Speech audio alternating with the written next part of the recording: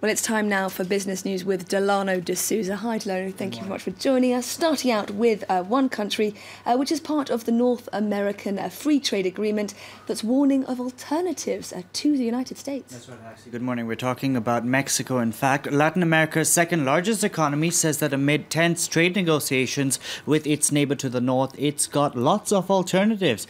President Enrique Peña Nieto is expected to visit China in September, and Mexico's economy minister says the country is looking to boost its economic relationship with the world's second largest economy. Take a listen. China is a great option because it's an extremely important consumer market for agricultural and industrial goods, and we have made progress in strengthening that relationship. We'll be going to China in September to be able to continue with this agenda, and yes, we will use the China visit geopolitically as strategic leverage. Now, the U.S. will expand trade in beef and poultry products to China. It's the first concrete result since talks took place between the Chinese President Xi Jinping and Donald Trump. The plan is part of a wider effort to reduce the massive U.S. trade deficit with Beijing. China will also increase access to financial firms from the United States. Now, the G7 finance ministers meeting is underway in Bari, Italy. G7 nations have all agreed not to focus on trade during their discussions. This in hopes to avoid a spat as differences of opinion exist regarding protectionism.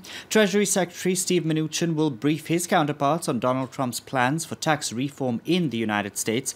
The stability of the Italian banking sector is also likely to wind up on the agenda. There are fears that toxic loans and weak balance sheets at many lenders could spill over to the rest of the European Union.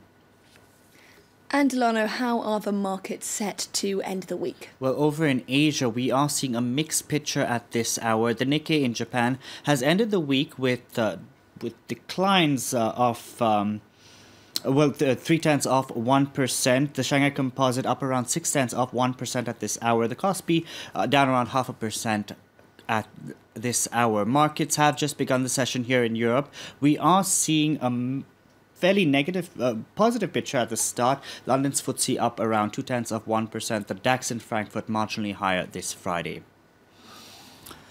Now, inflation in Egypt has reached a 30-year high. It's left many in the country struggling to afford basic items, including food, fuel, and electricity. Inflation began to spike after the central bank devalued the Egyptian pound by around 48% in November. This in exchange for a $12 billion loan from the International Monetary Fund. Rebecca Rosman reports. It's a balancing act that's proving more and more difficult. The Egyptian government is grappling to bring inflation under control while sticking to reforms it's pledged to the IMF. Ordinary Egyptians now say they're bearing the brunt. We're now living on fava beans and falafel, but even those items are expensive. We used to buy fava beans for £1 and it was enough for breakfast for my family, but now breakfast costs £2 or £3 and another £5 for falafel. On Tuesday, the government approved $55 million in food subsidies to ease food purchases just ahead of the holy month of Ramadan. Food demand typically increases in the run-up to Ramadan due to heavy consumption in between fasts. But according to shopkeepers, as prices continue to go up, business is going down. Of course, after the prices went up, we were affected. Business became slower. Some prices went up by 100%. People usually have a budget for fish or meat, but now they have to buy less. Instead of buying 5 kilos, they buy 3 kilos or 2. The central bank devalued the Egyptian pound in November in exchange for a $12 billion IMF loan meant to overhaul the economy and encourage more foreign investment. While the government originally predicted inflation would cool down by now, it's only continuing to rise. The central bank's Monetary Policy Committee is scheduled to meet later this month to discuss the looming crisis.